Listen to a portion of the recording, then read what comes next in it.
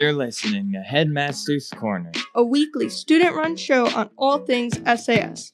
From interviews with our head of school, Carl Scholen, to faculty spotlights to sports and art features, Headmaster's Corner brings you the lowdown on everything in the SAS and Sewanee community in a short, fun, informational format. If you missed last week's Headmaster's Corner, check out our YouTube at The Voice of the Mountain, where we live stream these episodes. For more information, head to our website, sasradio.org. And now, it's time for Headmaster's Corner. Hello. I'm DJ Sam I Am. I'm DJ Moon. And we are gonna do another faculty spotlight today. So could you start off and introduce yourself? Tell us what subject or area you'll be teaching at St. Andrews. Yes, I'm Charles Houston Beaumont. I am the Learning Resource Coordinator, and I teach a class of Algebra 1. Awesome. So what brought you to the Sewanee Mountain / the school community in particular? Well, my family has a long history on the mountain. My great-grandparents moved here in the 1800s and started Dutch Bay Bakery, and we have lived on top of the mountain since. I love that bakery so much. Same. It was one of my first jobs. And let's see, I have rising sixth graders next year, and that's part of the reason that I started looking at jobs at St. Andrews is that I'd like to be on the same schedule as my kids and have the nice benefits associated with working here. And then when I interviewed, I realized, man, this is a really special place. And it's quite a unique place to work with so many interesting students. So can you tell us a bit about what you studied before coming to St. Andrews? So I started off in college in the University of Tennessee, Knoxville as an architecture major, but it was not my cup of tea. And transferred to the University of Tennessee, Chattanooga. And after floundering without a major for a while, I was like, I really want to be able to live wherever I want. And I was thinking that I wanted to live somewhere far, far away from the mountain. And I got a degree in education and then got a job in Winchester and continued to live on the mountain. So how would you describe your ideal teaching style or classroom environment? I think a welcoming and caring environment where I get to know the students, develop a strong student-teacher relationship, and understand their needs are probably the most important thing that I want to develop a lot of trust between my students and myself. I think when students trust their teacher, they're willing to take the risk, they're willing to do hard work. And this is a really easy place to build those relationships. And what's something about you that your students would be surprised to learn? I don't know. I'm a pretty open book. I have no idea. I don't like dill. Interesting. Or mayonnaise. Interesting. Okay. Are there any projects or clubs that you hope to get involved or started? I'm really hoping to get some fly fishing going, maybe a fly tying group or a fishing group. Mm-hmm. Being the Learning Resource Coordinator, I'm not able to do a peak program. My previous school, it was LEAPS after school. So I'm kind of bummed I can't do a peak. I think it'd be a lot of fun, but I would like to get a fishing club going of some sort. How has your experience been so far getting to know the students and the faculty here? Yeah, both the students and faculty bring so much to the table. It's hard to describe for a school this size how many talents are here. It's absolutely amazing when you go into the chapel and you see the students who are playing the violin or organ or drums.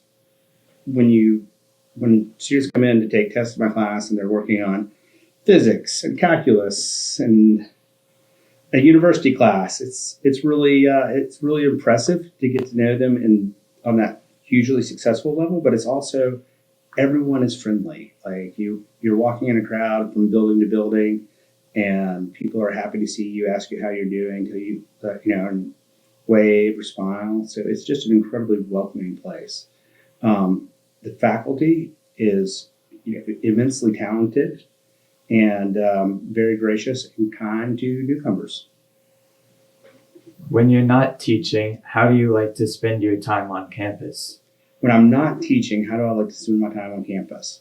I like to be outside on campus. We have a beautiful campus. It's, of course, right now the weather's perfect, but it's a great place to walk around, hang out with some students, talk about what's going on in their lives and finding out about them.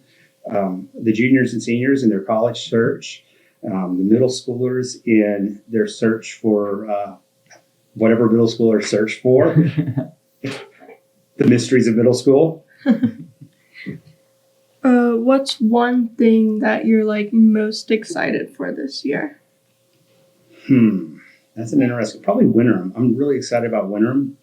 Like giving kids that time to explore their interests and the adults to share their interests seems like just a great chance, like to develop relationships that are deeper than just the classroom. So are you going to be teaching a winterim this year? I don't know yet. I guess I need to find that out and start planning if I am. I'll be talking to Mr. Phillips and find out what's involved in doing a winterim. I know we've had fly fishing as a winterim in the past. That was actually one of the ones I did in 6th grade. And I remember it rained that whole week, like every day of that week. Yeah. It was raining. Gun Lake was cold. Ooh.